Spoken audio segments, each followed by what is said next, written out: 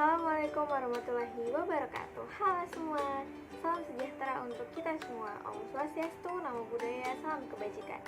Di sini saya Naomi Caharani Nimron dari kelas 11 IPS 3 akan menceritakan mengenai perjalanan rempah-rempah di Nusantara.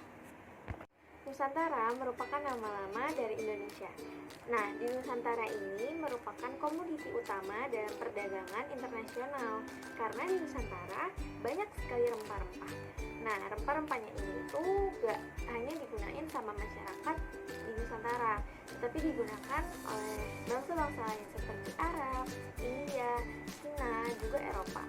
Rempah-rempah ini digunakan untuk obat-obatan, bumbu masakan, juga pengawet makanan. Wilayah penghasil rempah-rempah di Nusantara itu dibagi menjadi dua wilayah. Yang pertama wilayah timur dan juga wilayah barat. Di wilayah timur ada di Kepulauan Maluku dan Banda yang menghasilkan cengkeh dan pala. Lalu kalau di wilayah barat ada di Pulau Sumatera, Jawa, dan Kalimantan yang menghasilkan lada.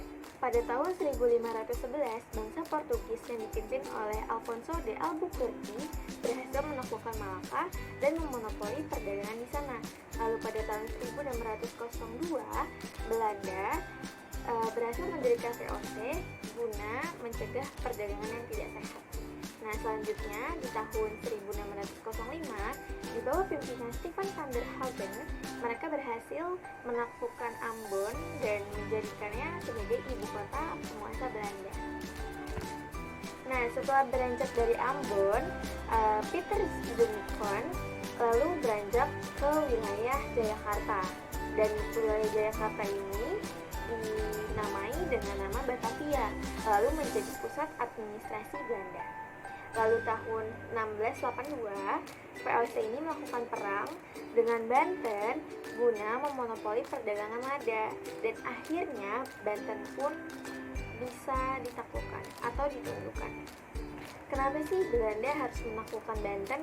Karena pada masanya pesisir Jawa, tepatnya itu di Banten, menjadi pusat lada yang paling berkembang, dan di situ ada pelabuhan besar.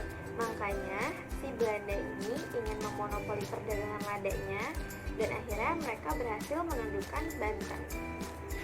Kalian tahu nggak daerah mana yang menjadi pusat pertemuan perdagangan bangsa-bangsa lain dengan Nusantara? Tempatnya itu ada di Malaka. Malaka ini tuh menjadi pusat pertemuan perdagangan antar Nusantara. Tapi ada juga beberapa yang menjadi pusat pertemuan seperti Banten, Banda, Makassar, dan Ternate. Rempah-rempah yang ada di Nusantara ini menjadi alasan adanya pertukaran budaya, agama, politik, ekonomi, sampai kesenian.